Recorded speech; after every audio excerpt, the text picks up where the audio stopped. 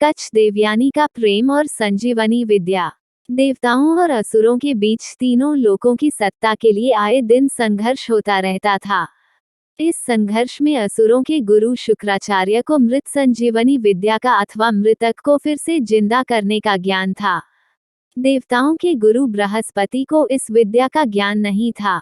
देवता किसी तरह मृत संजीवनी विद्या का ज्ञान प्राप्त करना चाहते थे। इसके लिए उन्होंने बृहस्पति के पुत्र कच्छ को विद्याध्ययन के लिए शुक्राचार्य के पास भेजने की योजना बनाई। अपना परिचय देते हुए उसने शुक्राचार्य से कहा, मैं अंगिरा ऋषि का पौत्र और बृहस्पति का पुत्र हूँ।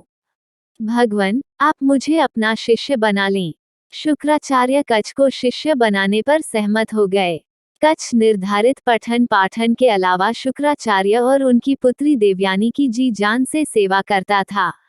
अतः वह शीघ्र ही शुक्राचार्य और देवयानी दोनों का प्रिय हो गया। उधर जब असुरों को पता चला कि कच्छ शुक्राचार्य का शिष्य हो गया है और अपने गुरु से मृत संजीवनी विद्या का ज्ञान प्राप्त कर सकता है तो वह चिंतित हो गए। असुरों ने कच्छ को कई बार मारने की कोशिश की, परंतु शुक्राचार्य ने उसे अपनी विद्या से पुनर्जीवित किया। एक बार असुरों ने कच्छ की हत्या कर उसे जला दिया और उसकी लाश का चूरन बनाकर पे में मिलाकर शुक्राचार्य को पिला दिया।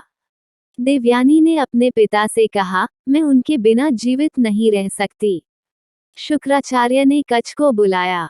कच्छ ने उनके पेट से धीमे स्वर में कहा, गुरुदेव, मैं आपको प्रणाम करता हूँ। अपने पेट से कच्छ की आवाज सुनकर शुक्राचार्य आश्चर्य में पड़ गए। उन्होंने कच्छ से पूछा, शिष्य, तुम मेरे पेट में कैसे पहुंच गए? कच्छ ने बताया, असुरों ने मुझे मारकर मेरे शरीर को जलाया और उसका चूर्ण बनाकर उसे पे में मिलाकर आपको पिला दिया। इस पर शुक्राचार्य ने कच्छ को पहले मृत संजीवनी विद्या की शिक्षा दी, फिर कहा, मेरे शरीर से जब तुम बाहर निकलोगे तो मेरी मृत्यु हो जाएगी। तुम मुझे फिर जीवित कर देना। शुक्राचार्य के पेट से निकलने के बाद कच्छ ने कहा, अब चूंकि मैं आपके पेट से निकला हूं, अतः आप मेरे माता पिता दोनों हैं। उसी समय देवयानी ने कच्छ से कहा, मैं आपसे प्रेम करती हूँ। कृपया मुझसे विवाह करके मुझे स्वीकार करें। कच्छ ने कहा, धर्म की दृष्टि से तुम मेरी बहन हो, इसलिए मैं तुम्हारी आज्ञा लेकर जाना चाहता हूँ। आशीर्वाद दो कि मेरा कल्याण हो।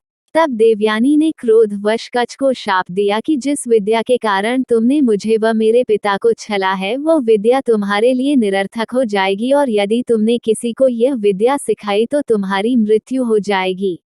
ऐसा श्राप सुनकर कच्छ भी क्रोधित हो उठे और देवयानी को श्राप दिया कि उसका विवाह एक चरित्रहीन व्यक्ति से होगा। और बाद में देवयानी का विवाह राजा ययाति के साथ संपन्न हुआ। कच्छ अपने पिता को संजीवनी विद्या सिखाकर स्वयं मृत्यु को प्राप्त हो गया। अतः अपने कुल और लोक की रक्षा के लिए कच्छ ने अपना बलिदान दे दिया। तब तक सुनते रहिए।